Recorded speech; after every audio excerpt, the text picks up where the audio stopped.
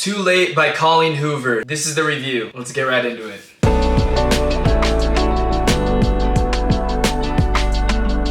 For those of you who don't know me, I'm Julian. For those of you who do know me, welcome back to my channel. Today I'm going to be reviewing a book that actually exceeded my expectations a bit. While my other reviews have spoilers, I'm going to make this review spoiler free because I've had a lot of people asking me about this book and whether or not they should read it. So this is my way of telling you what I thought of the book without spoiling it, and you can judge whether or not to put it on your TBR. Now, like all my other videos, I'm gonna break this review into 4 parts. First, I'll give you an overview of the book along with my reaction. Second, we'll talk characters. Third, themes. Fourth, why I recommend this book. Let's get into the overview.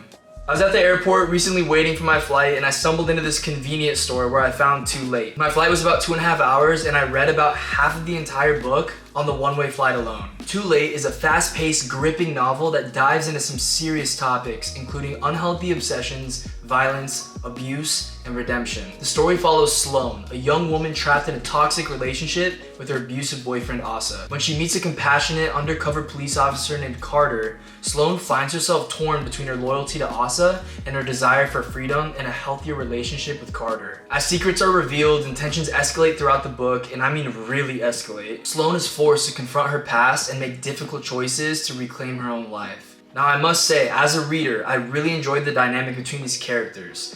Colleen really set them up in a way that allows for the reader to always be on the edge of their seat. This is also the first book I read that bounced between 3 POVs. The Colleen Hoover style I'm used to reading is typically dual POV or bounces between a present storyline and a manuscript or journal entries, but in this one, we're following 3 conflicted characters with their lives on the line. Keep in mind that while this book has a handful of comedic relief and lighthearted scenes, it takes a deep dive into the darker world of drug use and the degenerate behaviors that stem from it.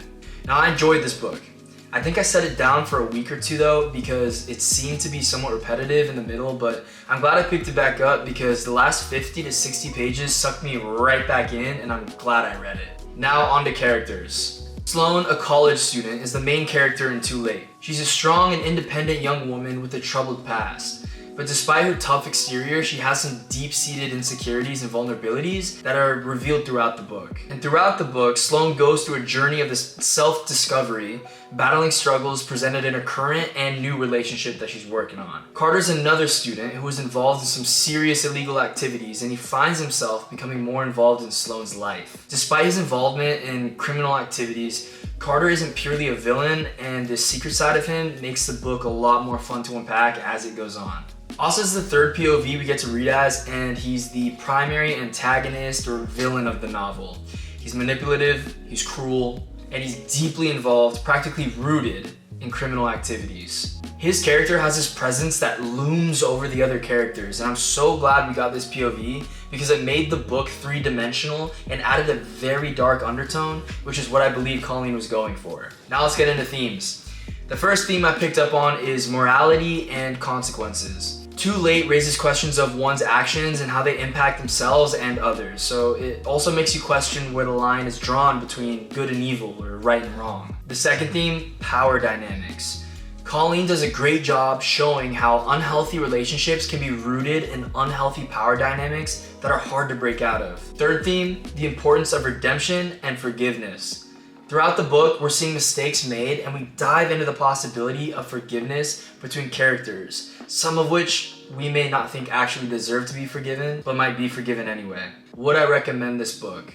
In all, I really enjoyed this book. It was fast-paced and has the high stakes, which you all know I'm a big fan of. It is most definitely a read for ages 18+ as it dives into some serious topics which we covered. If you are easily triggered by topics while reading, please take your time in looking over trigger warnings, and you can decide if this is a book you'll enjoy reading or not. Regardless, there are so many life lessons you can learn from reading this book. So I do recommend this book if you're into fast-paced, high-intensity reads with a bit of comedic relief. While this book is not like Colleen's typical heart-wrenching romance novels, it's engaging, it's dark, and it will keep you on your toes. If you got this far in the video, I ask that you like this video and subscribe if you want to see more book content from me. Also, if you're looking for a current read, I'm the author of 3 books that I highly recommend reading. The first is Night After Night, the epic party novel about an up-and-coming nightclub promoter who gets exposed to the Hollywood party scene. The second is Right My Wrongs, a rock star romance about two songwriters who fall in love through the songs they write together. And I just released my third novel, Look Away, which is a dual POV psych thriller novel about a TV show that manipulates the crowd into committing violent, morbid acts. So that's my review. Make sure to comment your thoughts on this book or even leave a book recommendation. Thanks for watching.